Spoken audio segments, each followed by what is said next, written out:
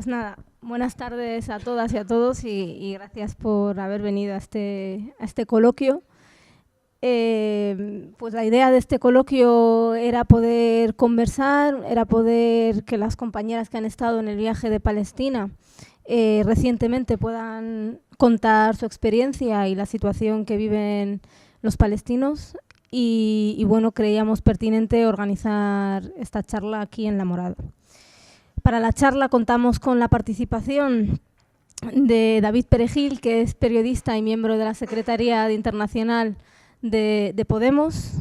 Contamos también con Héctor Grat, de la BDS Madrid, de la Red Internacional de Judíos Antisionistas. Bienvenido.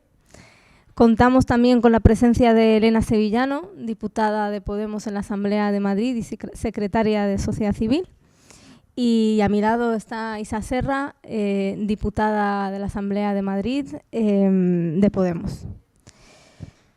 Yo quería empezar simplemente poniendo sobre la mesa un par de preguntas y un par de cuestiones que coinciden además con que recientemente, en el 2017, se han cumplido varios aniversarios importantes cuando hablamos de Palestina.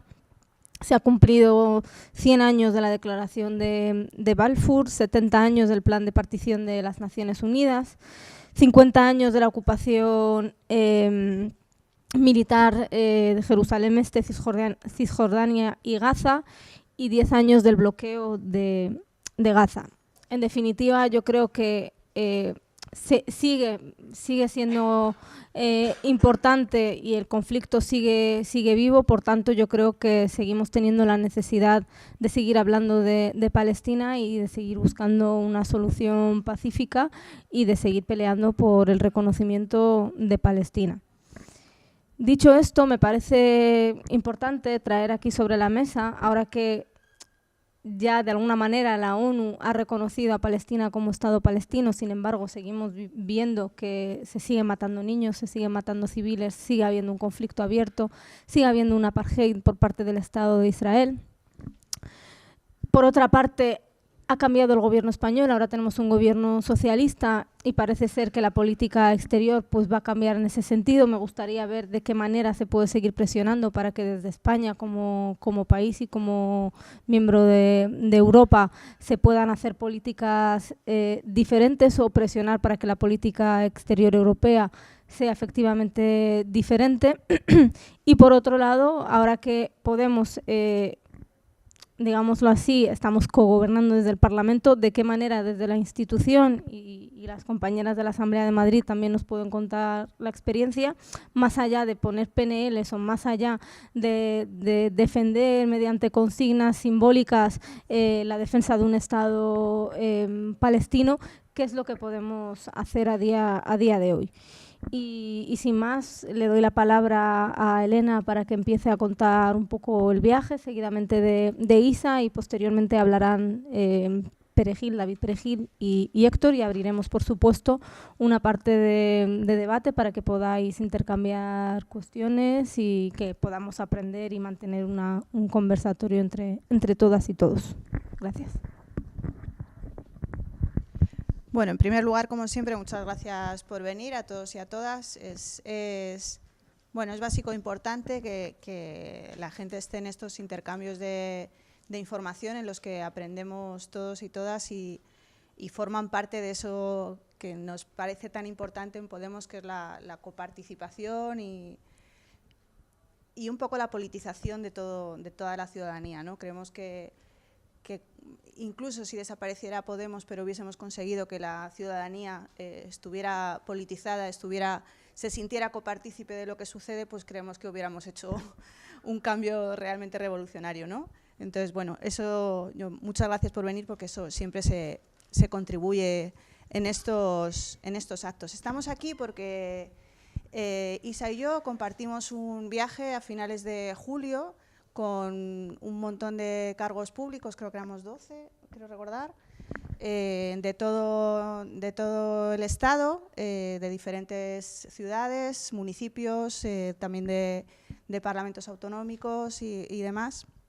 En principio estaban invitados parlamentarios de cualquier signo político. pero bueno, casualmente solamente fueron parlamentarios finalmente de Podemos o de fuerzas del cambio, ¿no? De ayuntamientos del cambio y demás. Fuimos invitados por la Red Solidaria contra la Ocupación Palestina y por APLA, que es la Asociación de Autoridades Locales Palestinas, digamos que un poco los alcaldes palestinos, ¿no? Lo que configuran los alcaldes palestinos. Y bueno, en este viaje estuvimos recorriendo, tuvimos reuniones con autoridades, con asociaciones de derechos humanos, con el BDS, con un poco toda la sociedad civil de la zona. Estuvimos también visitando sitios concretos, pues cerca de asentamientos o situaciones claves en algunos sitios y municipios, ¿no? Y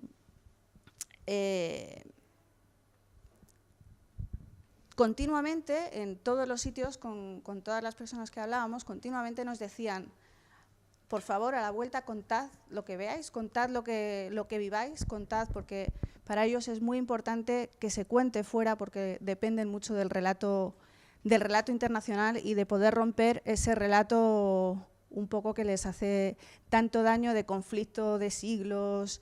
No sé, yo lo llamaría quizá el relato falso este que hay de conflicto religioso de siglos, irresoluble y equidistante, ¿no? Un poco con todos esos títulos, que es algo completamente falso cuando lo que hay allí es un apartheid puro y duro, ¿no? Entonces, bueno, ellos dependen mucho de eso y nos lo pedían continuamente, que lo estuviéramos contando. Así que eso es lo que vamos a hacer. Vamos a dividir el viaje entre Isa y yo, y os vamos a contar un poco lo que allí estuvimos viendo, un poco también desde una perspectiva nosotros personal, porque también están aquí expertos y expertas que saben un poco más. Yo no soy experta, no voy a hacer un relato técnico, sino un relato muy de vivencia personal, ¿no? Que creo que es quizá otra perspectiva, a mí me parece también interesante. Entonces yo os contaría que ya el viaje para mí empieza aquí en Madrid, empieza un día antes cuando nos reunimos, todos los y todas las que vamos a salir de viaje, y nos reunimos para hablar de lo que iba a suceder ya en el aeropuerto al día siguiente, ¿no?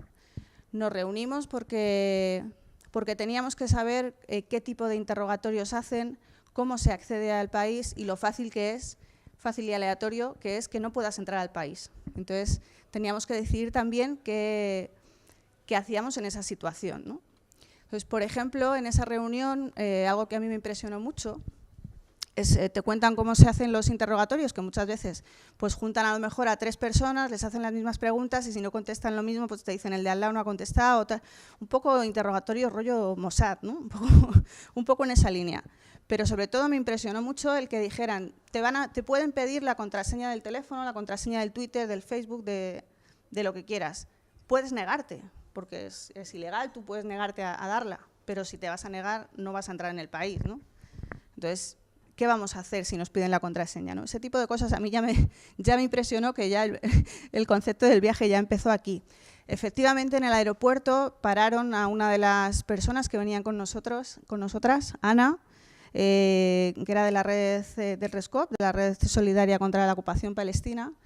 Estuvieron buscando en internet, encontraron pues a lo mejor discursos como este, ¿no?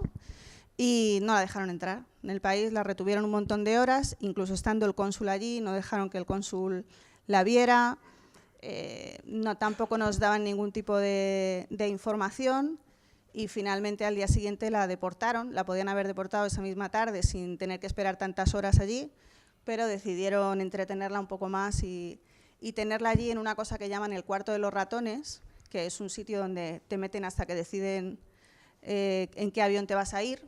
Y pueden estar pasando aviones y da igual, ellos ya decidirán cuándo te vas, ¿no? Y en ese cuarto de los ratones pues pasan cosas como que tampoco puede entrar el cónsul, tampoco puedes hablar con nadie, ¿no? Pero pasan cosas como que a veces echan chinches para que te vayas un poquito más incómodo a casa, ¿no? Se trata ya desde el principio de ahuyentar testigos incómodos. Se trata de que si consideran que vas a ser un testigo incómodo en el país, pues directamente no entres, ¿no? Entonces, bueno, a mí esto ya me impresionó. Luego, el ambiente general pues es un ambiente de violencia soterrada, ¿no? Esto que decíamos de la aleatoriedad es continuo en prácticamente todo. La población muchas veces no sabe qué hacer y qué no, porque cualquiera de las cosas puede tener consecuencias y consecuencias muy graves, ¿no? Y luego es un ambiente un poco de polvorín, un poco de en cualquier momento puede pasar cualquier cosa, ¿no? Hubo un momento, por ejemplo, que estábamos allí sentados y de repente un caballo enorme acorrala a un niño contra una pared, ¿no? Pues eso a lo mejor en un momento determinado puede montar una revuelta porque es muy violento.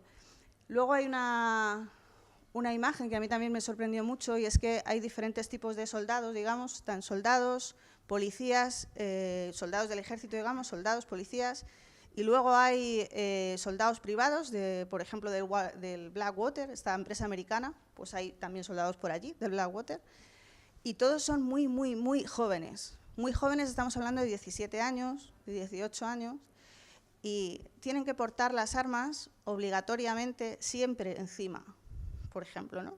Entonces, de hecho, si no tienen un seguro especial, no las pueden soltar ni siquiera encima de la mesa. Entonces, pueden estar en los bares, en los autobuses, pues tomando algo con una amiga o con un amigo y estar con la ametralladora encima, ¿no? De forma constante. Entonces, para nosotros que no estamos afortunadamente acostumbrados a la visión de armas de forma continua, pues es una cosa que también te da una sensación de peligro muy continua. Y también esa juventud de la gente que porta ese elemento tan peligroso, ¿no? Pues también es una cosa muy importante. Luego te puedes encontrar, pues por ejemplo, las carreteras están diferenciadas, las matrículas están diferenciadas. Entonces, digamos que hay carreteras para judíos, carreteras para palestinos, o para israelíes y palestinos. Y, por ejemplo, las carreteras de palestinos están puestos unos carteles gigantes rojos diciendo no pases por aquí porque es peligrosísimo, ¿no? O cosas similares. Las carreteras muchas veces están aislando poblaciones, de manera que para ir aquí al lado a casa de mi hermano pues tengo que dar una vuelta de 3 horas a toda la ciudad, ¿no? O tengo que pasar por unos checkpoints que son eternos, porque las colas son eternas, porque retienen además a la gente muy aleatoriamente y durante mucho tiempo.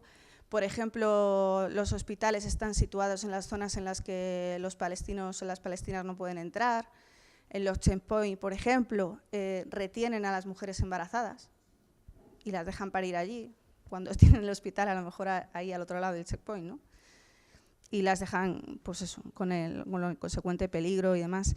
Luego controlan todos los suministros, y todos los suministros es todo, es agua, es luz, es petróleo, es todos los suministros de todo. Y entonces utilizan castigos aleatorios con esos suministros. Por ejemplo, una cosa que hacíamos es que no conectaran que nosotros nos íbamos a reunir con alcaldes y también nos íbamos a reunir con gente del boicot o con determinadas asociaciones, para que no castigaran a las poblaciones de esos alcaldes sin agua, por ejemplo, meses, ¿no? Entonces, este castigo de nuevo aleatorio, este sistema de control tan violento en sí, ¿no? Por ejemplo, los alcaldes, que son prácticamente los únicos que tienen una política directa, porque más arriba es muy complicado hacer política que esté repercutiendo en la población, pues no pueden gestionar el alcantarillado o no pueden gestionar las basuras. De manera que, claro, hay una diferencia muy grande, ¿no? entre las zonas palestinas y los asentamientos legales o ilegales, ¿no? Bueno, legales. En las zonas que, digamos, están fuera de Cisjordania, quería decir. Más cosas, por ejemplo, ellos tienen que compran los alcaldes el wifi, se lo compran a Israel, pero luego lo ponen gratis para la población porque es una manera de que la información, por ejemplo, cuando hay algo violento o demás, los vídeos puedan salir rápido y es una manera de escapar al control, ¿no? Entonces, pues por ejemplo, eso también nos llama la atención, que es mucho más fácil comunicarte con el wifi gratis allí que aquí, por ejemplo, ¿no? O cosas así. Luego estuvimos en una de las reuniones más interesantes también, que bueno, fueron todas muy interesantes, pero hubo una reunión con la gente de los derechos humanos, con diferentes asociaciones de derechos humanos y de derechos infantiles, porque concretamente los derechos infantiles, es muy duro ver lo que sucede con ellos, ¿no?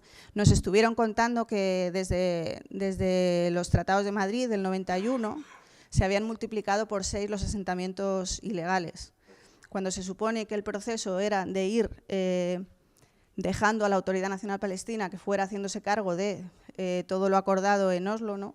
Pues sin embargo, al parecer, o sea, lo que está sucediendo es todo lo contrario, ¿no? Hay 6.000 presos políticos en este momento. De esos 6.000 presos políticos, 300 son niños y niñas, muy pequeños en ocasiones, no solo menores, que pues a veces pensar menores 16, 17, no, a veces menores muy, muy pequeños, que son sometidos a aislamiento y a torturas igual que los adultos.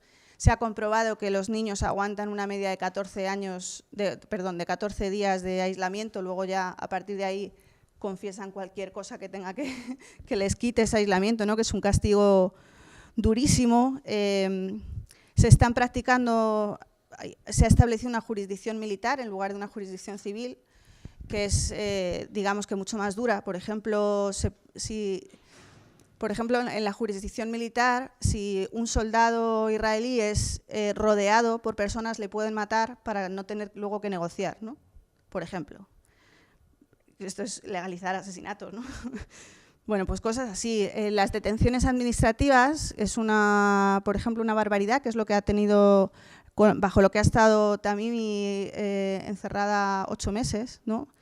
Y 8 meses porque está Tamimi, porque había vídeos, etcétera. Hay otros 300 niños en esa situación a día de hoy. Las detenciones administrativas son detenciones que, bajo el epígrafe de seguridad nacional, no tienen que dar ningún tipo de información ni a la familia ni a nadie. Si es un adulto no te tienen por qué decir ni por qué te han detenido ni nada, es completamente aleatorio. Y luego se pueden, pues duran me parece que eran de 1 día o 2 días a 6 meses, algo así, pero son prorrogables, con lo cual te pueden tener en detención administrativa 20 años si quieren, ¿no? Sin ningún tipo de explicación ni ningún tipo de información, ¿no? Esto es sin juicio ni nada. O sea, es así, pues una auténtica barbaridad. Desde 2015 ha habido 2.000 asesinatos de niños. 2.000 asesinatos de niños. Hay niños encerrados por 20 años por tirar piedras. Hay soldados israelíes que han disparado a menores que han cumplido condenas, a veces cuando han sido considerados un error, condenas de 8 meses. Entonces, esta aleatoriedad continua también en la forma de enjuiciar y demás es brutal. Hay cerca de 10.000 personas con multas, que las multas también son sanciones muy duras cuando estás en escasez, etcétera. Pues todo este tipo de cosas nos estuvieron contando. Estuvimos también en la ciudad de Hebrón, que es, digamos que la ciudad económica de la zona. Sería el centro económico, pero también es la ciudad que primero fue en la que ya hace muchos años primero se asentaron ilegalmente los colonos y se asentaron en todo el centro histórico de la ciudad, ¿no? Entonces eso ha producido que ha habido una división, un acuerdo de división de la ciudad, pero hay gueto, se ha formado un gueto palestino en el que los palestinos, por ejemplo, no pueden entrar con un vehículo a la zona donde viven, pero tampoco pueden entrar los vehículos de emergencia. Hay calles por las que no pueden circular, en las que hay checkpoint.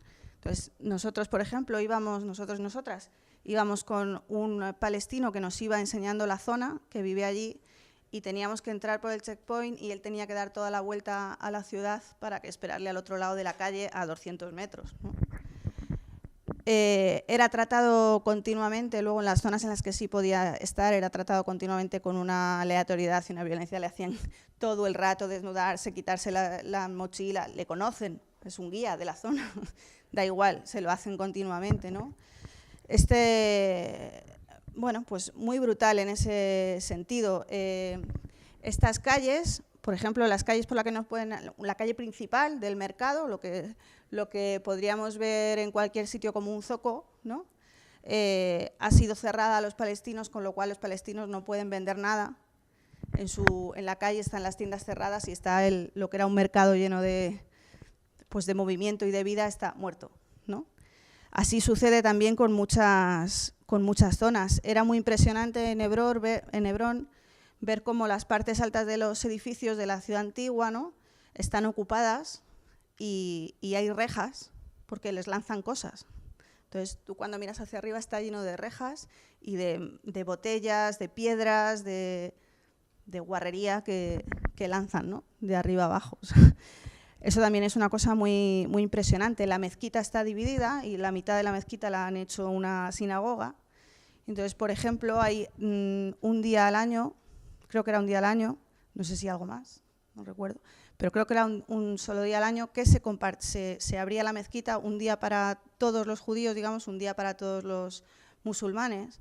Y en la fecha en la que estaban los judíos se pueden ver grabaciones de cómo en la zona musulmana bebían alcohol, hacían una fiesta en plan rock, tirando cerdo, pues cosas que van a ser muy ofensivas y muy duras para la otra parte, ¿no?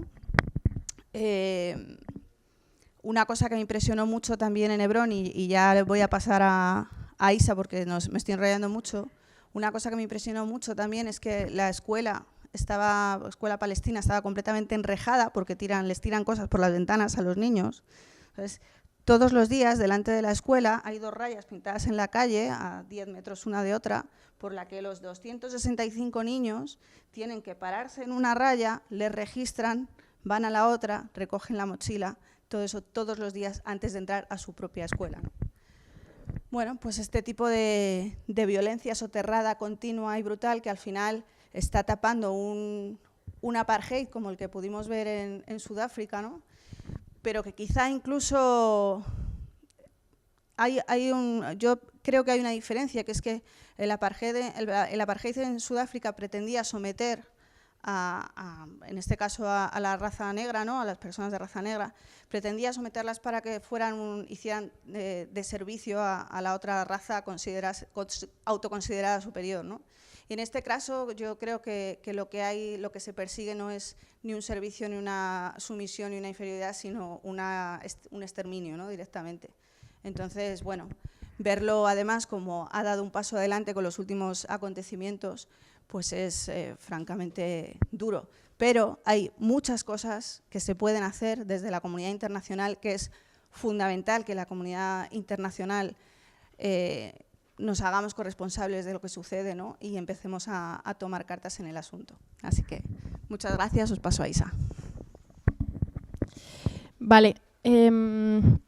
Bueno, yo también, agradeceros a todos y a todas que estéis aquí y también celebrar el acto, aunque seamos pocas personas, porque me parece que, que cuando vamos ahí en una delegación de cargos públicos es para que traigamos aquí una serie de tareas para ayudar al pueblo palestino desde las posiciones que tenemos, en este caso institucionales, pero también evidentemente desde mi punto de vista desde lo que tiene que ver con trasladar la situación que hay ahí y evidentemente generar alternativas que vayan más allá de las instituciones, ¿no? Y yo creo que eso es muy importante y en ese sentido también contar con Héctor, pues que está en la RESCOP y en el BDS, pues es una cuestión fundamental desde mi punto de vista, tejer alianzas para que no sirvan únicamente para llevar a cabo iniciativas desde las instituciones que tienen realmente límites, sino para también trasladar pues todo para que generemos pues más conocimiento sobre la situación y más formas de solidarizarnos con ellas y de generar apoyos, ¿no? Yo creo que Elena ha contado lo importante que tiene que ver con ir para allá. Y a mí me sorprendió cuando fuimos para allá la de veces que nos repetían lo de tenéis que venir más para acá, porque yo cuando, pues no sé, en los años en los que empezaba a tomar conciencia política, me parecía que había siempre por parte de muchas organizaciones de izquierda esto de no vayas a Israel, no la pises, aunque vayas a pisar a Palestina, ¿no? Igual es una percepción muy subjetiva de lo que era, porque no tenía un acercamiento, digamos, a las organizaciones de defensa de los derechos del pueblo palestino, pero es verdad que siempre creía que eso había, como que se generaba cierto bloqueo a la hora de ¿tenéis que ir ahí o no, no? Yo creo que es súper importante ir para allá y que ellos lo primero que te dicen es volved y contar lo que habéis visto, pero sobre todo traer a más gente para que vea lo que hay aquí, ¿no? Porque es un elemento fundamental para que se cambien las cosas desde aquí o para que se apoye al pueblo palestino desde aquí, ¿no? Y yo creo que todo lo que tiene que ver con la impunidad del Estado de Israel permanente, como por ejemplo ha contado Elena, cuando en el aeropuerto deportan a quien ellos consideran que, bueno, que les supone un problema a ese Estado, y lo deportan justificando hasta el punto de que salieron en declaraciones del Estado de Israel diciendo que había vinculación entre esta persona y grupos armados, ¿no? Pueden decir eso y no hay ningún problema en que digan eso porque es impune y se creen totalmente impunes el Estado de Israel, ¿no? Toda la humillación y cómo generan un mecanismo de humillación permanente hacia el pueblo palestino es un arma fundamental del Estado de Israel para mantener el sistema y para mantener la ocupación como la que hay, ¿no? Todos los mecanismos de segregación, que son mecanismos de segregación pues eso, espaciales, en los que pues, a los palestinos no les dejan pasar por algunas calles, hay todo tipo de checkpoints permanentes, de modo que los palestinos, para acceder a determinadas zonas, como puede ser pues eso, el centro de Jerusalén, tienen que pasar 2 o 3 veces al día por checkpoints que pueden suponer horas y que además están construidos de tal forma que hace que, pues eso, que tengan que andar cientos de metros y cientos de metros entre puertas y puertas y puertas, simplemente para generar también una cuestión psicológica y totalmente psicológica de lo que es las dificultades y decirles vosotros estáis aquí, los israelíes están aquí, ¿no?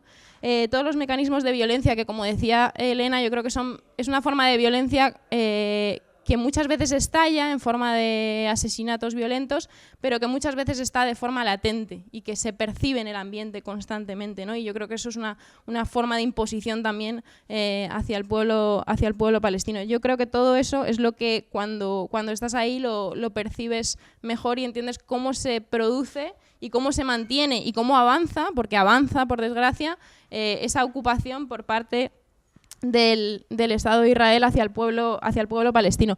Voy a contar también el Canal Ahmar, que es una comunidad beduina, que me parece muy importante contarlo, porque es una comunidad beduina en la que pudimos estar esos días de julio, porque ya se estaban movilizando ante una amenaza de demolición por parte de la Corte Suprema israelí.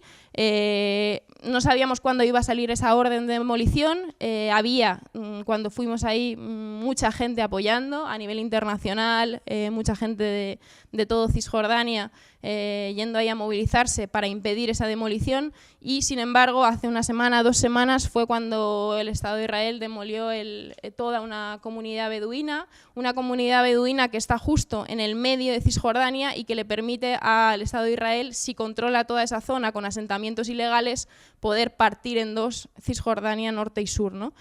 Bueno, pues esa era toda una comunidad, todo un poblado que tenía una escuela en el centro que permitía que escolarizasen a todos los niños de la zona palestinos y que fue demolida hace una semana. Israel pretende demoler otras 46 comunidades en los próximos meses, años, y realmente con esto es uno de los elementos en los que creo que la solidaridad internacional es más importante que haya en los próximos meses y en los próximos años para parar todas esas demoliciones, ¿no?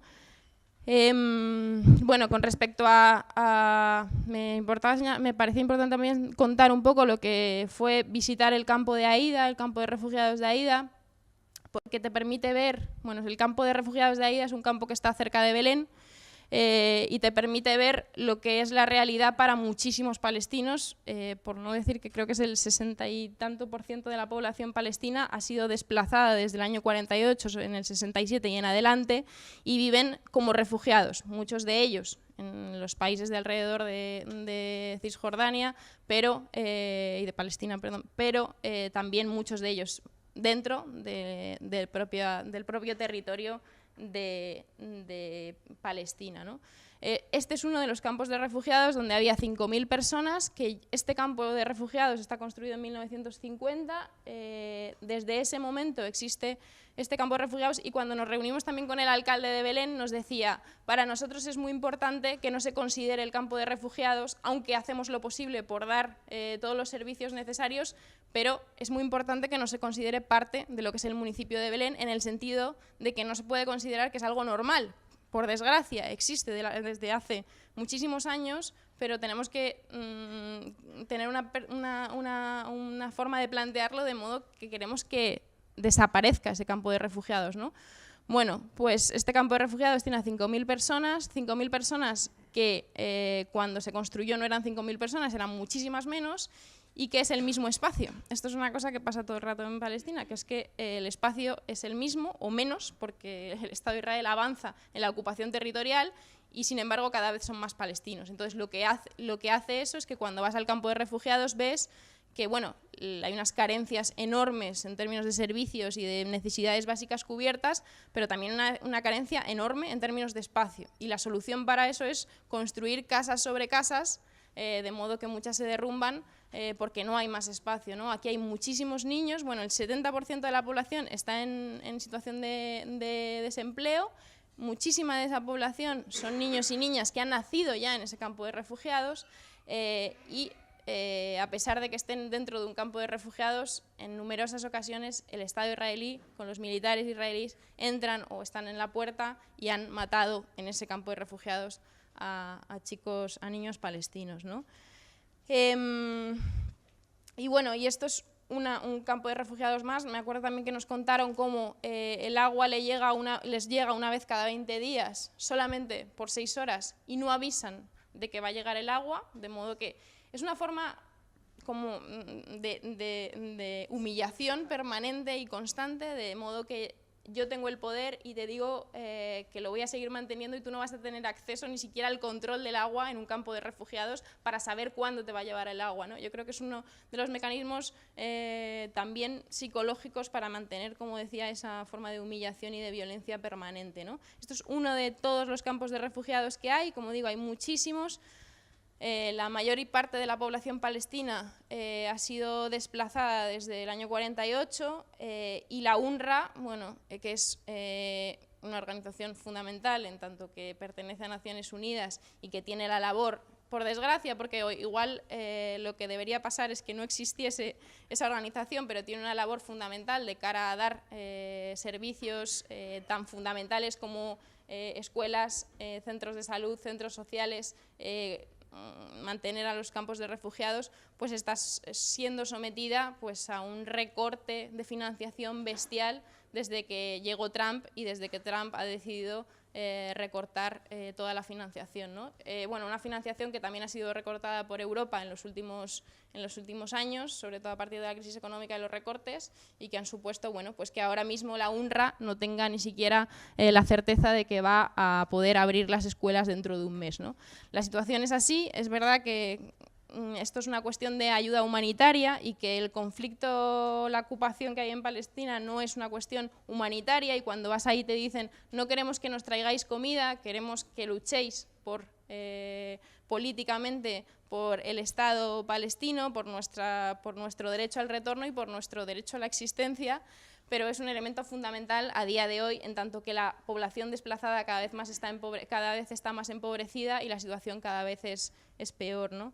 Estuvimos también en el Valle del Jordán, que para mí es una cosa muy importante porque en muchas zonas de Cisjordania ves lo que es la segregación, como en Hebrón, que yo creo que es como el ejemplo de cómo se va practicando esa segregación y esa expulsión territorial poco a poco para dejar que los colonos vayan asentándose poco a poco. Y otras zonas en las que ves pues eso, la demolición de comunidades beduinas, pero en el Valle del Jordán lo que ves también es que el Estado de Israel, aparte de expoliar territorio y de expoliar todo tipo de... O sea, de hacer una ocupación, política también, lo que hace es, evidentemente, expoliar todo tipo de recursos y todos los que puede del territorio palestino, ¿no? Y están todos los asentamientos para controlar los acuíferos, para tener todo tipo de plantaciones y para, bueno, hasta el punto de que tienen, por ejemplo, el Mar Muerto también con un asentamiento controlado por Israel, de modo que todas las zonas que les interesan desde el punto de vista económico y del expolio económico están con zonas controladas por el ejército israelí, ¿no? Y ahí se ve cómo son muchas de las empresas israelíes que siguen contratando, por ejemplo, con países como el nuestro, las que están expoliando todo tipo de recursos de palestinos. Vimos todo y nos contaron todo lo que es la batalla por el derecho al agua en el Valle del Jordán, que es fundamental porque Israel primero les roba el agua y luego les hace pagar mucho más de lo que pagaban antes, lo que está suponiendo también pues, un empobrecimiento de cara a necesidades básicas como el agua en toda esa zona. Y posteriormente también estuvimos en Jerusalén, que yo creo que, bueno, yo ya había estado en Palestina hace no mucho tiempo y realmente me ha sorprendido el hecho de que en poco tiempo los asentamientos de colonos en el centro de Jerusalén han aumentado bastante. También me ha sorprendido la militarización que hay, que siempre ha sido fuerte, pero se ve como en poco tiempo va en aumento, o sea, donde veías está lleno de militares, está lleno de violencia militar constante, pero donde veías 3 militares en el suelo, pues ahora les ves en una torre en poco tiempo, ¿no? Y ves cómo van aumentando toda esa fuerza y toda esa violencia constante, ¿no? Y cómo en Jerusalén también se aplican todas esas leyes, pues leyes que segregan constantemente y que van avanzando, ¿no? Y aquí estuvimos con la Organización de Mujeres Palestinas, que a mí me pareció realmente interesante. Trabajan de cara a la salud y la sanidad de las mujeres palestinas, también de cara a la lucha contra la violencia machista, en todos los ámbitos, evidentemente, no solamente por parte del Estado de Israel, sino en todos los ámbitos que se da la violencia machista hacia las mujeres palestinas. Y nos contaban una cosa muy, muy interesante, y es que hay leyes que están, bueno, que existen en Jerusalén, como el hecho de que, bueno, una persona, mujer, que vive en zona de Cisjordania, que se casa con un palestino que vive en Jerusalén, que querría ir a vivir a Jerusalén, también por una cuestión de estatus y por una cuestión, puede ser, de acceso a determinados derechos. Lo que pasa es que en la mayoría de las ocasiones no les dejan ir a vivir a la zona de Jerusalén y, por tanto, tienen que ir de forma ilegal. Esto, de cara a la violencia machista, tiene efectos nefastos para las mujeres palestinas, porque si se dan situaciones de violencia son terribles, pero si se dan situaciones de violencia cuando las mujeres palestinas no existen, no están en ninguna esta de datos, estadística ni nada, pues es mucho, mucho peor, ¿no? No hay, digamos, protección por parte de ninguna institución de cara a esas mujeres que acceden de forma ilegal y que son absolutamente invisibles, ¿no? Y bueno, también estuvimos, como ha dicho Elena, reunidas con un montón de organizaciones de la sociedad civil, con el Consejo de los Derechos Humanos, con el BDS, que bueno, aquí ahora hablará Héctor. Y bueno, realmente la importancia del BDS fue central en el viaje, fue básicamente quien nos llevó hacia allá y quien nos explicó que el BDS, Boicot, Desinversiones y Sanciones, es una cosa que es un movimiento muy importante dentro de Palestina, pero que es un movimiento también muy importante cada vez más fuera de Palestina, que está haciendo que haya una solidaridad más grande en los últimos años, y esto tiene que ver también con la labor que tenemos que desarrollar aquí, ¿no? Fuimos un poco también para saber qué tipo de iniciativas podíamos llevar aquí, podíamos desarrollar desde también las instituciones donde estamos, ¿no? Y bueno, nos contaron que, por ejemplo, en el Estado español hay 90 municipios, 90 y algo, entre municipios y diputaciones, que se han adherido a la campaña de boicot, desinversiones y sanciones en los últimos años, sobre todo desde la llegada de, digamos, los ayuntamientos del cambio, y esto es un paso fundamental de cara a que haya una solidaridad internacional que apoya el bloqueo y el boicot a Israel, ¿no? Y es verdad que estamos viendo cómo aumentan la violencia y el expolio de territorio dentro de Palestina, pero también cómo aumenta la solidaridad por fuera, ¿no? Y en ese sentido, nuestro interés también de esto es contar cómo la campaña de espacios libres de apartheid israelí, que tiene que ver con, por ejemplo, evitar que los municipios contraten con empresas israelíes que violan y vulneran los derechos humanos en el territorio palestino, es uno de los elementos fundamentales, ¿no? Y volvemos un poco con esta tarea, con intentar, todas las personas que hemos ido allí, es decir, había mucha gente que no son de la comunidad autónoma como nosotras, sino de los municipios, que van a impulsar en sus municipios la campaña de espacios libres de apartheid, que tiene que ver con eso, evitar que ningún municipio del Estado español, y concretamente los suyos, contrate con empresas israelíes que violan los derechos del pueblo palestino. Y en ese sentido, con esa idea volvemos, nos parece un elemento central que puede apoyar al pueblo palestino en su lucha política y que puede generar un problema realmente al Estado israelí. Y en ese sentido pues seguiremos peleando. Y nada más, yo le paso la palabra a David, ¿no? Hola. Bueno, pues gracias a, como han dicho mis compañeras, a la gente que estáis aquí, y gracias a ellas por ir a Palestina, porque la verdad que me parecía muy emocionante, ¿no? Era como recordar mi primera vez. Y creo que es muy necesario, ¿no? Porque no es lo mismo contarlo, ¿no? Y si os ha parecido extraño es porque realmente es extraño. O sea, porque es algo que no se puede explicar bien si no se ha vivido, y que aun viviéndolo es difícil de entender, salvo que veas un poco desde arriba, ¿no? Dice Ilan Pappé, o dice en el Arik Center, cuáles son las explicaciones profundas de esto, ¿no? Que es una ocupación que va más allá de unos soldados que están en una frontera, ¿no? Cuando alguien imagina ocupación piensa en una frontera y piensa en un territorio con unos soldados, y esto es un sistema mucho más complejo que está orientado desde hace mucho tiempo en constreñir o expulsar a las poblaciones palestinas, y cuando no las puede expulsar intenta invitarlas a irse de la peor manera, ¿no? Ya lo han dicho, demoliciones, hostigación, hostigamiento, violencia cotidiana, ¿no? Y bueno, tiene mucho que ver con toda esta historia, ¿no? Es muy importante que la gente vaya, como a cualquier otro sitio, porque una vez que va lo tiene en la piel, ¿no? O sea, quiero decir que uno puede identificarse con las personas que ha ido y les puede poner cara, ¿no? Que es una de las cosas que pasa con Palestina. O sea, creo que además estaba recordando que la votación del programa del 20D de 2015 fue la segunda votación internacional.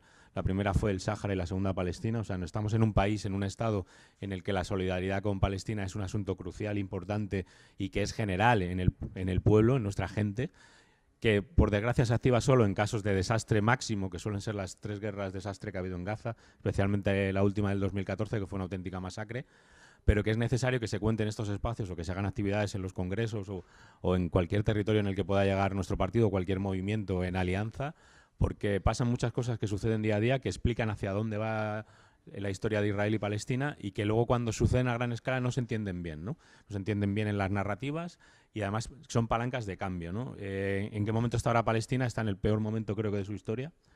En los últimos 25 años, quitado el 48, digo, en los últimos 25 años se puede afirmar que está en el peor momento de los últimos 25 años. Después de los acuerdos de Oslo no solo ha aumentado la colonización, sino que en los últimos años tenemos el bloqueo a Gaza, que es una cosa, que es un castigo colectivo, que es una figura estrictamente prohibida por el derecho internacional, que, por decirlo en palabras que se entiendan, ¿no? Para evitar caer en estas normativas israelíes, ¿no? Es un asedio, es medieval, castiga a toda la población simplemente por el hecho de vivir allí, por el hecho de votar a alguien, o de que algunas personas voten a alguien, ¿no? Exactamente igual que sucede con las detenciones administrativas, que son detenciones sin juicio ni abogado. O sea, en realidad el Estado deja de existir y deja de haber cualquier tipo de legislación, ¿no? Digo que está en la peor situación porque, bueno, esto es un poco largo de explicar, y si luego alguien tiene algún interés en los acuerdos de Oslo, en el sentido de la ocupación, pues se puede profundizar.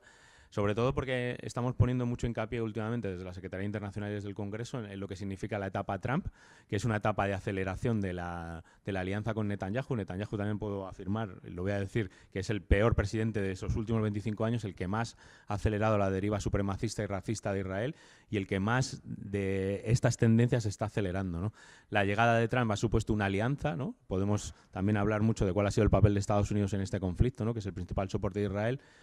Podemos simplificarlo diciendo que Obama intentó hacer algo diferente, aunque algo diferente en una escala bien pequeña, con el Departamento de Estado y con todo su establishment, y que sin embargo Trump lo que ha acelerado se ha convertido quizá en más Netanyahu que Netanyahu, o más cerca de los políticos más extremistas de Netanyahu.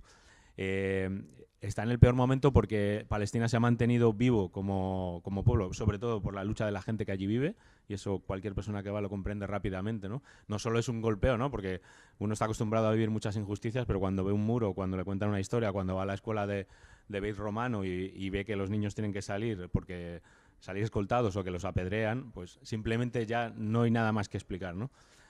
también es ese tipo de viajes, esa solidaridad, la solidaridad de las personas de izquierda desde hace muchos años, ha hecho que el conflicto no se olvide, ¿no? Ambas cosas son importantes, o sea, como estamos aquí, vamos a recalcar la segunda, ¿no? Pero si lo primero, que es lo que mantiene el día a día, que es la vida cotidiana de las personas que allí viven, que simplemente por el hecho de vivir, y ellos lo repiten mucho, especialmente los activistas de los comités populares, existir es resistir, sin esas personas nada sería posible, ¿no?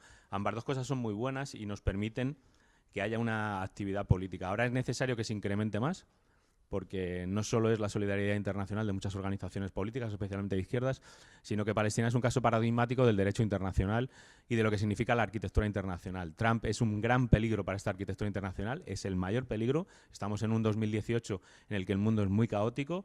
Vivimos un mundo con el que Trump está haciendo guerras arancelarias con diversos países, en el que la Arcadia feliz de la globalización parece estar hacia el final, en el que es el máximo exponente de la lucha contra el multilateralismo. Recordemos que ha abandonado el Acuerdo de París contra el cambio climático, que ahora parece haber desaparecido, pero seguramente si vivís en una ciudad como Madrid y tenéis algún problema de salud, lo notáis directamente. Y Trump va mucho más allá, ¿no? O sea, está abandonado el Consejo de Derechos Humanos en Ginebra y al mover o al anunciar que iba a mover su embajada de Tel Aviv a Jerusalén, puede parecer un hecho pequeño, pero lo que ha hecho es poner una pequeña carga de detonación en todo el sistema de derecho internacional, que bueno, también es un gran debate, es complejo, pero podemos simplificar que era una protección legal y efectiva de los pueblos contra el desastre de la Segunda Guerra Mundial, que arrasó especialmente Europa, y que luego ha servido para tejer un conjunto de normativas que protegían en general a las poblaciones. Es deseable y sería necesario cambiarlo a más, pero estamos viviendo una ola en la que no es solo eso, sino que es lo contrario. El caso de Palestina es paradigmático porque mover la embajada a Jerusalén, todas las personas que han ido allí lo entienden bien, o cualquier palestino lo puede explicar, o Palestina perfectamente, es el aspecto más simbólico, el más sentido por la población palestina, y es nuevamente una carga como la de la UNRWA que pone Trump, intentando hacer y trasladar por la vía de la fuerza lo que ya estaban haciendo poco a poco, ¿no?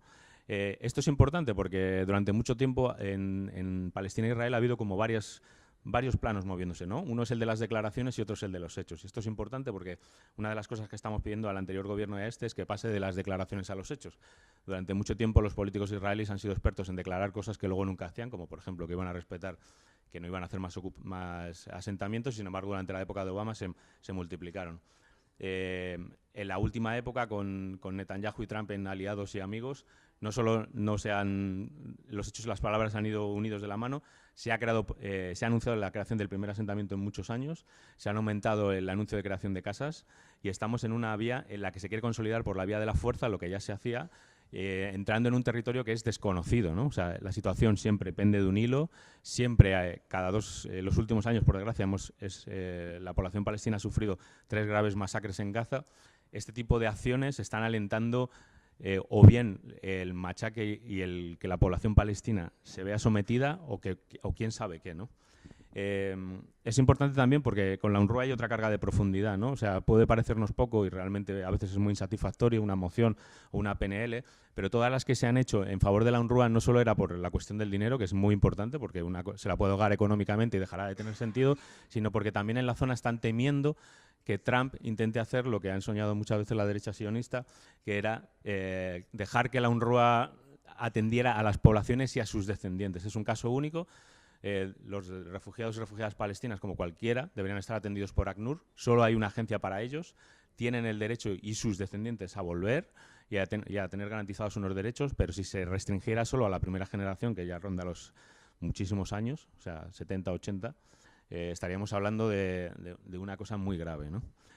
O sea, que el hecho de Palestina no es, por supuesto, por la población palestina, que creo que el motor de solidaridad y justicia debe ser lo primero, pero también porque es un vector en un mundo que cada vez es más caótico y en el que desde Arganzuela, desde embajadores, desde cualquier parte de nuestro Estado, debemos hacer esa conexión, ¿no? O sea, cuando hablamos de internacionalismo, yo creo que, o de políticas internacionales, creo que tenemos que intentar contar a nuestros vecinos y a nuestras vecinas todo lo ligado que está lo internacional con lo local, ¿no? O sea, puede ser un conflicto muy lejano, en general, la población que, pues por el cambio progresista de izquierdas, cuando decimos Palestina no hay nada más que explicar, ¿no? Pero cuando nos dirigimos en una asamblea o cualquier otra cosa, yo animaría a conectarlo, porque realmente está conectado, ¿no? Cuando hablamos de derechos, si los derechos se pierden en una parte del mundo, se pierden para todos, ¿no? Y eso lo sabemos con las poblaciones refugiadas que han llegado en el 2015 o tantas otras cosas, ¿no? Luego, si queréis, os cuento una anécdota porque me han intentado captar para ser conductor de Cabify y me he acordado de esto precisamente. Me ha parecido como que estaba en México y vendía mi fuerza de trabajo como un plomero o cualquiera de las personas que se situaban en la plaza para vender su puesto de trabajo, ¿no? Y digo esto porque una de las acciones, bueno, desde Podemos hemos hecho bastantes acciones en territorios con el partido. O sea, es una cosa que sale bastante y que animaría a hacer, tanto en la Comunidad de Madrid, ya que estamos aquí, como en otros tantos sitios. Y en el Congreso, ¿no? Hemos hecho bastantes iniciativas con proposiciones no de ley, sobre todo, y con preguntas, con agua, con ocupación, con mujeres, con las detenciones, llamadas detenciones administrativas, que es esta figura horrible contra la ley, por mujeres, por presos. Pero últimamente nos hemos focalizado como en 4 ejes, ¿no? Uno sería el reconocimiento del Estado de Palestina. ¿Por qué? Porque habla un poco a una política del Estado de España en la que no ha sido capaz ni siquiera de cumplir sus propias declaraciones. Es una cosa que no tiene, que exigimos de manera unilateral inmediata, porque ya lo han hecho Suecia, lo acaba de hacer Colombia, por cierto. ¿Y por qué no? O sea, quiero decir que se llevan 25 años declarando que se está a favor de eso y se ha reconocido al Estado de Israel desde hace 31 años este país. ¿Y por qué no se hace, no? Y las otras son el fin de la ocupación y del bloqueo en Gaza, porque son la llave de todo lo que han contado Isa y Elena, ¿no? O sea, son la llave para que se acaben, son contrarios al derecho internacional, hay una pila de sanciones y de resoluciones internacionales que obligan a los estados a actuar y que deberían implementarse. Cuando se deja de implementar una resolución que ha sido aprobada muchas veces por unanimidad, no solo pierde la población de Palestina, perdemos todos y todas. Y la última de ellas es todo lo que tiene que ver con el apartheid. Hay una convención internacional de 1973, que por cierto España no ha firmado, que fue crucial para luchar contra el antisemitismo, para luchar contra Sudáfrica, y que tiene obligaciones legales. Los estados están obligados a cumplirla. Cuando hablamos de segregación y de apartheid, hablamos de algo muy ligado al supremacismo blanco, y que ahora, el supremacismo de Trump, y que ahora está constitucionalizado por la llamada ley del Estado-Nación judío, ¿no? Los países no pueden pasar impunes ante un crimen tan grave como el de apartheid, tienen que actuar.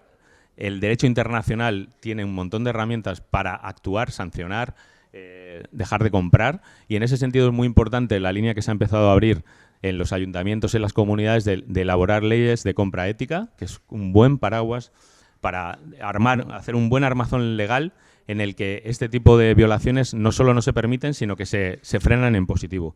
En este sentido, en el Congreso hemos llevado algunas iniciativas contra el apartheid. Preguntamos expresamente al Gobierno, porque por primera vez en Naciones Unidas hubo un informe que reconoció en 2017 de la CESPAO, elaborado por Richard Falk, que había un crimen de apartheid, y el informe es irrefutable, perdón. Me acelero un poco porque me queda poco tiempo. Irrefutable. Este informe fue obligado a ser retirado de la web de Naciones Unidas por Israel. En el informe se alentaba a campañas de BDS en una de las líneas, seguro que esto lo recuerda bien. Y en todas estas iniciativas tienen que ir, en nuestra intención, armar un cuerpo jurídico y legal en el que los crímenes que se están permitiendo, crímenes que son ilegales, se dejen de permitir, ¿no? Es algo clave en muchos aspectos, en la ley de comercio de armas, como vemos en estos días, con las personas refugiadas que llegaron en 2015, con las empresas y derechos humanos, y por eso recordaba lo de Cabify, ¿no? O sea, que parecen que los derechos humanos siempre se violan en otro lugar, y no, pues por supuesto, en este país, en este estado, hay muchas cosas que cambiar y que nos afectan a la vida cotidiana. En ese sentido son claves los activistas, tanto en Palestina como cualquiera que está a favor de Palestina. Muchos de ellos son israelíes o judíos. No es una cuestión de nacionalidad, sino es una cuestión de qué lado de los derechos están. Y, por supuesto, los derechos de los activistas de la campaña BDS, que se ven arrinconados o perseguidos, y en el que conseguimos, con duras negociaciones, aprobar una proposición no de ley en la Comisión de Cooperación, que fue votada por unanimidad, en la que se reconoció que es lo mismo ser Berta Cáceres o alguien parecido a Berta Cáceres, ¿no? Berta Cáceres es la imagen, es la persona que todo el mundo conoce, pero tantas mujeres y hombres como ella están en América Latina luchando por los derechos humanos, que no tienen ese nombre o que no están en un colectivo y no son conocidos. Es la misma esa defensa, o es la misma defensa de cualquiera de los defensores y defensoras de derechos humanos de este país que la de los activistas BDS. Entonces, se puede estar en desacuerdo con la campaña, pero tenemos hasta una declaración de Federica Mogherini, que es la alta representante de la Unión Europea, diciendo que se podrá estar a favor o en contra de esa campaña, pero no se les puede perseguir legalmente. Entonces, si Israel quiere perseguirles de alguna manera, lo que tiene que hacer es dejar la ocupación, y el resto de estados tienen que dejar de alentarla. Es muy importante que mantengamos estos 4 ejes que consideramos que son claves, sobre todo para armar ese cuerpo de declaraciones, de leyes que avancen. O sea, y en este sentido todas las campañas de los colectivos son imprescindibles. Y desde los parlamentos y tanto del Congreso como de la comunidad o del ayuntamiento, creo que hay muchas acciones que se pueden hacer desde el punto de vista práctico.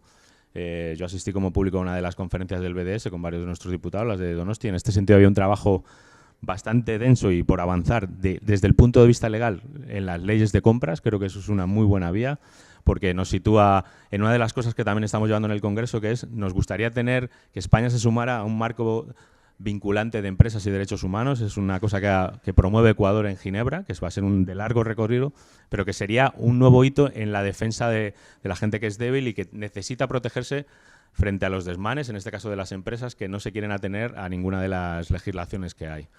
Y yo animo a participar en este tipo de actos, a intentar hacer, aunque muchas veces sean insatisfactorias, proposiciones no de ley, mociones, y luego llevarlas a lo concreto. En lo concreto creo que hay que identificar, y es lo que estamos haciendo, qué actor tiene qué responsabilidad y pedírsela. Por ejemplo, el Estado de España tiene la responsabilidad inmediata y cada día que pasa de no reconocer al Estado palestino, tiene la responsabilidad de cumplir las resoluciones que vota, incluida la de la expansión de los asentamientos. Hay maneras de intentar llevarlas a la práctica. Tiene la responsabilidad de, cuando está estableciendo compras o según qué actividades, no hacerlas porque es ilegal. Y ahí entra plenamente en todo lo que nos piden los activistas de todos los tipos. Y le dejo la palabra a Héctor. Bueno, yo quería también empezar agradeciendo tanto la invitación, aunque, claro, mi sensación es como un poco ambivalente porque aparezco aquí como el invitado exterior. Soy también fui miembro del área internacional de Podemos, no sé si lo sigo siendo, y participé en la elaboración del primer programa en el área internacional y sigo siendo parte de Podemos. A pesar de ello, vengo aquí representando al movimiento social de solidaridad con Palestina, fundamentalmente la Red Solidaria contra la Ocupación de Palestina y la campaña de boicot, desinversión y sanciones, ¿no? Entonces me voy a centrar en eso. Y quería agradeceros también estar aquí y espero que nos quede tiempo para debate. Voy a intentar hacerlo corto y no voy a contaros la... Sí, ahora voy a eso. Eso sí, ponme el cronómetro, sí. Ponme el cronómetro. Genial. Entonces, quería recuperar algunas cosas que ya han salido, ¿no? Porque yo no sé cuántos conocéis la campaña de boicot, desinversión y sanciones. ¿Todos? ¿Todos y todas? ¿Ninguna duda? Vale. No, vale. Entonces, quería empezar por algo que ha salido un par de veces aquí, y es el estado de... la campaña de boicot, desinversión y sanciones surge hace unos 12 años, 13 años ya, a imitación de la campaña que se llevó contra el régimen de apartheid en Sudáfrica, a partir de una valoración de que el Estado de Israel es en realidad no solamente un Estado que ocupa Cisjordania y Gaza, sino, si uno lo analiza en su integridad, es decir, uno de los puntos de partida de la campaña es analizar de forma integral cuál es el enfrentamiento, cuál es el conflicto en Palestina, y ver que, primero, reconocer algo que no siempre se pone sobre la mesa, pero es importante para entender la dinámica, y es que Israel surge de un proyecto colonial europeo de establecer un enclave occidental en el Medio Oriente, y que desde la Declaración Balfour hace 101 años hasta hoy en día sigue desarrollándose de forma coherente ese proyecto colonial. En diferentes etapas y con diferente intensidad, pero con algunas líneas que son... que permanecen. Y aunque bueno, no podremos entender algo que ha resaltado ahora David, el tema de la postura de Trump con respecto al gobierno Netanyahu y la movida esta de la embajada de Tel Aviv a Jerusalén, sin ver cuál es la posición estratégica que ocupa el Estado de Israel en la visión estratégica global de los Estados Unidos para mantenerse como potencia mundial y como la potencia hegemónica en el Medio Oriente, ¿no? podemos pensar que Trump está de la cabeza y es un supremacista blanco, pero en realidad lo que viene a reflejar es una determinada estrategia para intentar detener la decadencia de los Estados Unidos como potencia hegemónica mundial frente a la competencia de otras potencias emergentes, tanto globales como China, como regionales, que en este caso, claro, como efecto secundario, efecto perverso de la guerra de Irak, fue convertir, el principal efecto perverso, además de destruir Irak, fue convertir a Irán en una gran potencia regional que no lo era hasta ese momento. Entonces, frente a esos dos, para entender la dinámica de la política exterior de Trump, hay que atender estas cosas. Y la movida, el mover la embajada de Tel Aviv a Jerusalén es en realidad solo una pieza más o una movida más en un tablero más amplio, que es recuperar y reforzar a Israel como la punta de lanza de los Estados Unidos en el Medio Oriente, la punta de lanza en contra de Siria, la punta de lanza sobre todo en contra de Irán. Cuando uno discute cuál es la posición, por qué este compromiso de los americanos con un proyecto colonial que posiblemente tiene muchísimas contradicciones, porque genera contradicciones con el mundo árabe, hay que entender, uno tiene que prestar atención a qué función cumplen los israelíes, por ejemplo, en señalar los enemigos y organizar las alianzas regionales en contra de los enemigos del orden occidental. Los primeros que señalan que el enemigo a batir primero fue Irak y ahora es Irán, son los israelíes, mucho antes que incluso que el propio establishment americano se lo plantee. ¿Por qué? Porque son los delegados en la región los que conocen realmente, se han trabajado ese campo y conocen al dedillo las relaciones de fuerza, las relaciones políticas y los objetivos estratégicos en la región. Y por eso señalan allí. Y la movida de Trump es decir, estamos con vosotros y tenéis, efectivamente, os doy la legitimidad para hacer lo que veáis necesario. Cosa que en otras épocas el Departamento de Estado americano no estaba tan por la labor de ir en esa dirección, ¿no? Este es un punto. Y cuando hablamos de apartheid, bueno, claro, en las referencias que hacían ellas tan ricas de su visita a Cisjordania, aparecía, claro, muchas veces se nos aparece como que el apartheid es la situación de colonización que desde 1967 impone Israel y las condiciones de vida que impone Israel a la población palestina en Cisjordania y en Gaza. Sin embargo, cuando hablamos de apartheid desde el punto de vista del derecho internacional, el apartheid está definido como la acción institucional de un Estado para mantener la discriminación desde el punto de vista, desde la acción institucional, la discriminación contra una parte de su propia población. Y en el caso de Israel lo que ocurre es que tenemos un Estado que tiene 4 regímenes jurídicos diferentes. Un régimen jurídico para la población judía, otro régimen jurídico para la población palestina que tiene ciudadanía israelí, que no es de Cisjordania y Gaza, está dentro del Estado de Israel reconocido por las Naciones Unidas y el resto de los estados en las fronteras del 48, que son ciudadanos de segunda, tratados de la misma forma que los franceses trataban a los argelinos en Argelia en los años 50 y hasta comienzo de los 60, como una quinta columna interna que es tratada como un enemigo interior. La población palestina de Israel, que es entre un quinto y un sexto de la ciudadanía de Israel, es tratada, constantemente, bueno, primero discriminada en todos los ámbitos de la acción del Estado.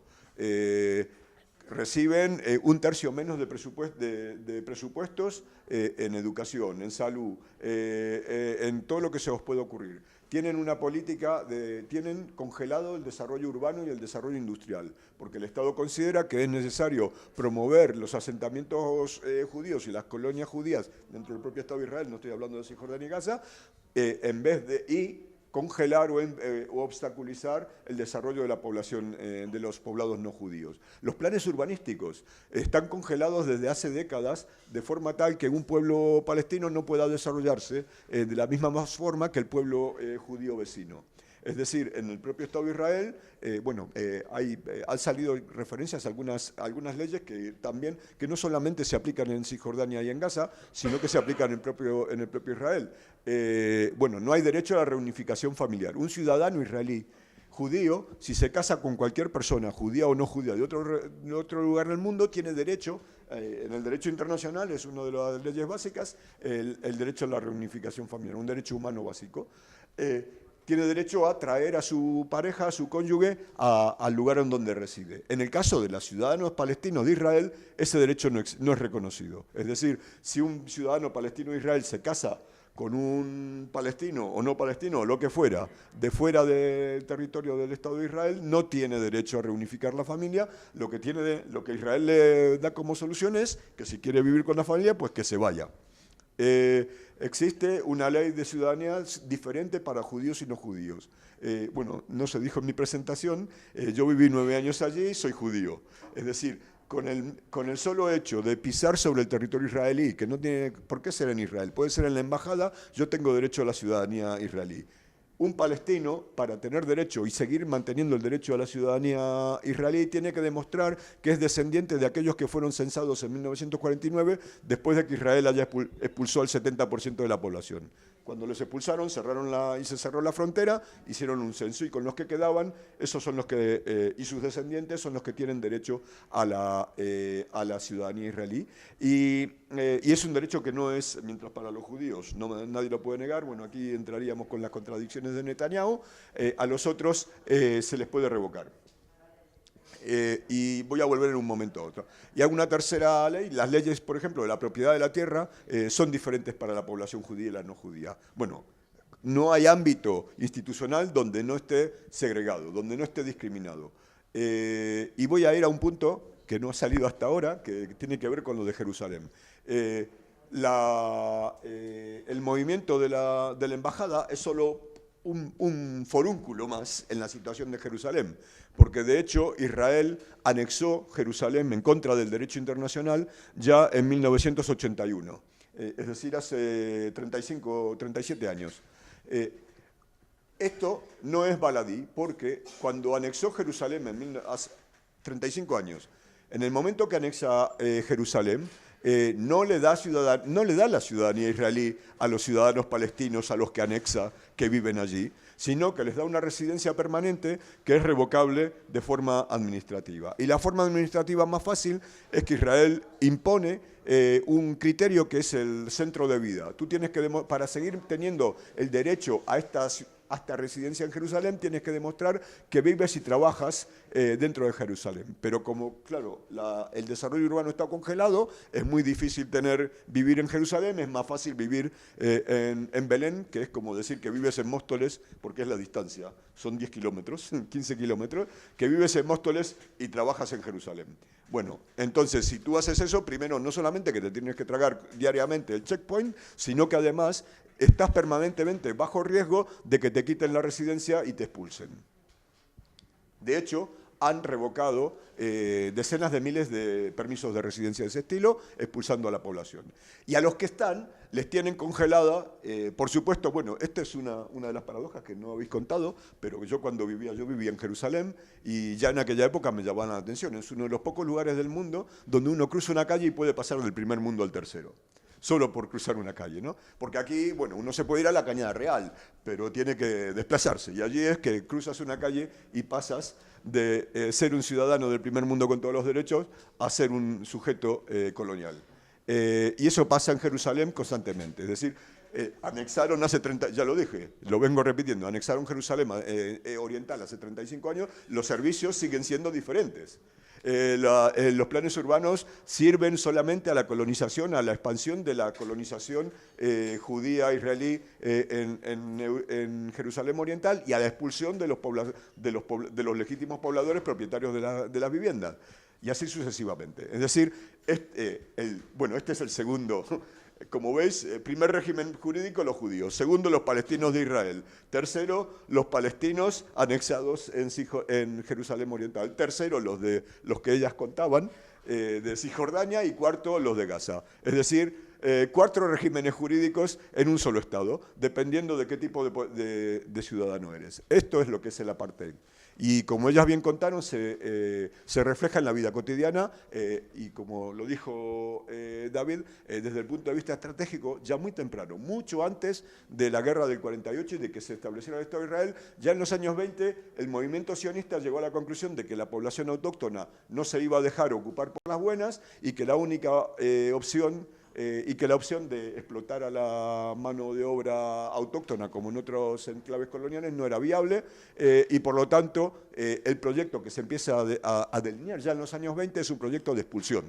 Es un proyecto de, primero, crear sociedad segregada, incluso bajo el dominio británico, y después encontrar el momento y construir los planes estratégicos necesarios para que en el futuro expulsar a la población autóctona, que es lo que hacen en 1948 en la guerra del 48. Esto no es una improvisación, o sea, la expulsión del 70% de la población no es ni una improvisación ni un efecto secundario de la guerra indeseable. Es planificado desde por lo menos una década antes, con planes militares precisos de cómo ejecutarlo.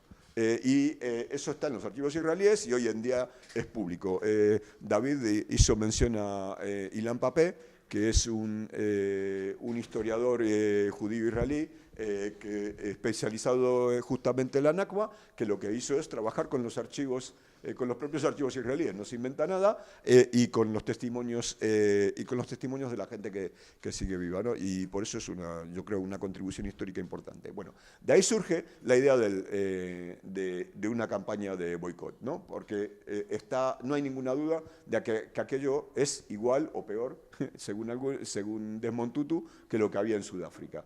Y la campaña de boicot, desinversión y sanciones tiene también, implica, algo que por aquí dijo Elena en algún momento, un cambio de visión, un cambio estratégico en cierta medida revolucionaria, porque la solidaridad existía desde antes, no nació con la campaña BDS, pero era una solidaridad que principalmente era simbólica de esto, sentimiento solidario con un pueblo oprimido y a nivel institucional en una campaña básicamente de lobby, a través de las fuerzas de la izquierda intentar promover presionar a los estados que son cómplices de la Unión Europea, que es cómplice de mantener el orden establecido en el Medio Oriente, para que adopten una política coherente con el respeto a los derechos humanos y al propio derecho internacional, que no lo hemos decidido nosotros, lo decidieron estos mismos estados y no lo cumplen.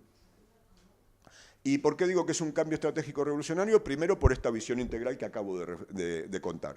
Y segundo, porque incluye todos los aspectos todos los sectores del pueblo palestino. Tercero, porque devuelve la agencia a la ciudadanía, a todos nosotros y nosotros. En varios niveles. Primero, porque propone una serie de orientaciones estratégicas donde cada una de nosotras puede tener un papel. Las campañas de boicot, el boicot económico, el boicot cultural, el boicot deportivo. Estas son campañas donde cada uno de nosotros puede tomar acciones. Si existe, por ejemplo, una compañía como Aguas Edén, que aquí en España lo que hace es comercializar estas... los bidones de agua que nos encontramos en las fuentes en muchos lugares públicos, resulta que la matriz de aguas, evidentemente no se trae en el agua de Cisjordania ni de Gaza, pero es una compañía transnacional que tiene la matriz en el Golán. Del Golán nunca se habla. El Golán fue ocupado en 1967 y es territorio sirio, ni siquiera es palestino, y Edén nació para la explotación ilegal, claro, de los acuíferos del Golán, y de ahí es la matriz. Y por eso ha habido una campaña internacional de boicotear a Aguas Edén y pedir que nuestras instituciones, no pudiendo contratar con cualquier otra empresa que da el mismo servicio, no lo contrate con esta. Segundo, campañas como, por ejemplo, en contra de Veolia. Veolia es un gestor de infraestructuras ferroviarias, de infraestructura de comunicación, de transporte, que construye, por ejemplo, trenes ligeros como nuestro metro ligero, y estaba implicada en el desarrollo de un metro ligero en Jerusalén que unía los barrios, los asentamientos judíos que rodean a la ciudad árabe, dejando desconectada o cortando las comunicaciones, aislando a los barrios palestinos de la propia Jerusalén. fue objeto de una campaña internacional de boicot que hizo que perdieran decenas de millones de dólares en contratos internacionales hasta que decidieron retirarse y lo mismo con G4S. G4S es una transnacional de la seguridad, de los securatas, de seguridad privada, por ejemplo, que da servicios de seguridad en muchos aeropuertos y son responsables de la seguridad de muchos checkpoints y en las cárceles israelíes. Objeto de otra campaña internacional, perdieron contratos en el Reino Unido, en decenas de instituciones públicas, en universidades, en muchos aeropuertos, hasta que deciden retirarse de las cárceles. HP. Hewlett Packard, además de vendernos las impresoras, tiene una división de software que desarrolla el software de identificación de personas que se aplica en gran parte de los aeropuertos del mundo y en los checkpoints para controlar a la población palestina. Entonces, por esta razón, está siendo objeto, esto no ha terminado, de una campaña de boicot. Bueno, esto HP, por razones que no tienen que ver con esto, escindió, separó la parte de software de la parte de hardware y la de las impresoras de los ordenadores, pero sigue siendo objeto de una campaña global de boicot hasta que deje de participar, de ser cómplice del control de la población ocupada en Palestina. Y entonces parte de esta campaña es, por ejemplo, pedirle a los ayuntamientos, bueno, HP tiene una posición hegemónica en el renting de ordenadores a administraciones públicas y a instituciones educativas. Entonces parte de la campaña es pedirle a ayuntamientos que no contraten con HP y contraten con Dell o con quien quieran en las mismas condiciones y no con una empresa que está colaborando activamente con la ocupación. Bueno, lo de HP... Y esto del control del software de reconocimiento de personas es interesante porque nos lleva a otro ámbito de la campaña que ya no es de boicot, es de sanciones. Hace ver cuál es la relación entre la ocupación y el desarrollo no solamente de armamentos y de una industria armamentística. Bueno, el principal producto israelí son dos. Uno, las armas y otra, la alta tecnología que tiene que ver con la seguridad. Entonces, Israel se ufana de que promueve sus armas con el argumento de que están probadas en combate. Efectivamente, en ninguna otra parte del mundo se combate como allí, ni se controla una población de 3 millones de habitantes a raya durante ya 50 años sin que se levante, o sea, impidiendo o reprimiendo los levantamientos. Entonces, promueven en todo el mundo sus armas como probadas en combate, y no solamente eso, sino que venden toda una visión securitaria, en la que HP forma parte de la cuestión, al resto de los estados. La ley Mordaza, con la que nosotros luchamos, está implantada allí desde hace décadas. Las cámaras que controlan todos los aspectos de la vida de los palestinos, o la red de infiltración de todos los aspectos de la vida palestina en Cisjordania y dentro del propio Israel, a la población, a los propios ciudadanos de Israel, lleva décadas implantada. Y ellos lo que hacen es vender este know-how, este saber hacer a las dictaduras en Latinoamérica, pero no solamente las dictaduras en Latinoamérica, también a nuestro propio gobierno. ¿En qué son especialistas? En muros. Yo estoy esperando que algún día descubramos cómo el muro este de Melilla tiene tecnología israelí, o el de Trump en México también la tiene. Porque son los grandes genios de cómo construir un muro que sea inexpugnable. Y ahí tienen, yo digo 20, sí, lo voy a cerrar. Entonces, esto me lleva, voy a cerrarlo en 2 minutos. Una, a las sanciones, porque un aspecto que David no tocó es el tema del embargo de armas, claro. Una línea prioritaria de sanciones para nosotros en este momento es el embargo de armas a Israel por la violación sistemática de los derechos humanos, no solamente reflejada en informes de la ONU, reflejadas en los informes que la gente que conoce algo de la cuestión palestina, los cónsules europeos en Jerusalén me escriben todos los años una Biblia así de las violaciones de derechos humanos a lo largo del año en Cisjordania y Gaza. Ningún Estado, aunque Israel bueno, voy a mezclar dos cosas. Israel es un Estado, tiene un acuerdo de asociación preferente con la Unión Europea, que en su artículo 2 dice que estará vigente mientras se cumplan los derechos humanos. Vale. Nunca se ha aplicado la más mínima sanción contra esta patente de corso de la que disfruta Israel en todos los ámbitos. Y las líneas estratégicas de las sanciones es que se aplique el derecho internacional, que se apliquen estos acuerdos y nuestros estados actúen responsablemente. En este caso es que se aplique el artículo 2 y se suspenda el acuerdo de asociación preferente, y lo que sería más inmediato, el embargo de armas para evitar que se sigan utilizando contra la población palestina. Bueno, no le voy a contar lo que pasa con Arabia Saudí, que evidentemente también apoyamos lo mismo. Y con esto voy a terminar con la... Isabel hizo referencia a otro aspecto de la campaña de boicot y sanciones, y es la campaña institucional. Como dijo también David, el derecho internacional incluye normas que son de obligado cumplimiento de los estados contra la violación de los derechos humanos y del derecho internacional humanitario en general, no solamente los derechos humanos. En estas normas de obligado cumplimiento, estas normas obligan a los estados, pero obligan a los estados, y esto nos obliga a entender una distinción entre, bueno, claro, obligan a los estados, tendemos a pensar que es cuestión del Ministerio de Asuntos Exteriores que se cumplan esos tratados internacionales, pero resulta que el derecho internacional no es así, dice que la competencia es efectivamente del ministerio que sea, pero la obligación es del Estado en su conjunto, es decir, de toda la administración. El Estado no es solamente la administración central, son todos los niveles de la administración. Por lo tanto, ante una violación del derecho internacional, es responsabilidad de todos los niveles de la administración actuar de la forma que el propio derecho internacional prevé. Y en ese punto entra el tema de la legislación, de la contratación con criterios éticos y criterios sociales, ¿no? Porque es la gran puerta de entrada para que no solamente, para exigirle a nuestras administraciones que actúen de forma coherente y apliquen de forma coherente los principios que supuestamente les rigen de respeto de los derechos humanos y del derecho internacional, aplicándolo no solamente a lo que diga Pedro Sánchez en las Naciones Unidas, en la Asamblea de las Naciones Unidas, sino a la acción cotidiana del Estado en todos sus niveles. Y eso significa en los ayuntamientos, en las diputaciones, en las comunidades autónomas y a todo nivel.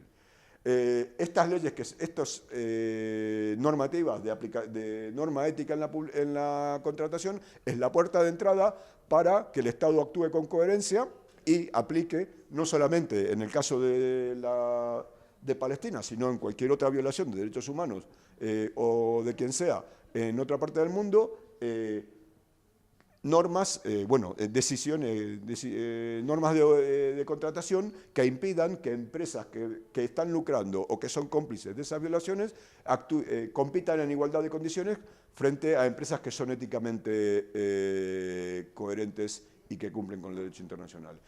Y abren la puerta para la exclusión de esas empresas o para que en el sistema de contratación se les puntúe de manera diferente y se les penalice. Como dijo Isa, y con esto voy a cerrar, ya hay 90 ayuntamientos y diputaciones que en el Estado se han adherido a esta campaña, que en el fondo es una campaña en positivo, es una campaña que dice que da la oportunidad al ayuntamiento o a la administración de reflejar el sentir popular de que estamos en contra de toda discriminación, en contra del antisemitismo, en contra de la violación de los derechos humanos aquí en cualquier parte, y vamos a actuar en ese sentido. Como esto se ha convertido en la principal amenaza estratégica para el Estado de Israel, el Estado de Israel tiene un ministerio fundado pura y exclusivamente para perseguir la campaña de boicot, discriminación y sanciones, y van creando lobbies también en Estado español, un lobby jurídico que está persiguiendo a los ayuntamientos que se declaran libres de apartheid, acusándoles de antisemitas. No tiene ni pies ni cabeza, pero ya veremos qué recorrido jurídico tiene esto. Ellos dedican 30 millones al año de dólares a perseguirnos a nosotros. Nosotros lo que tenemos es muchas manos y muchos pies que están por defender, tanto por solidarizarse con Palestina como por defender nuestros derechos aquí, porque ya expliqué la relación de ida y vuelta de esta cuestión.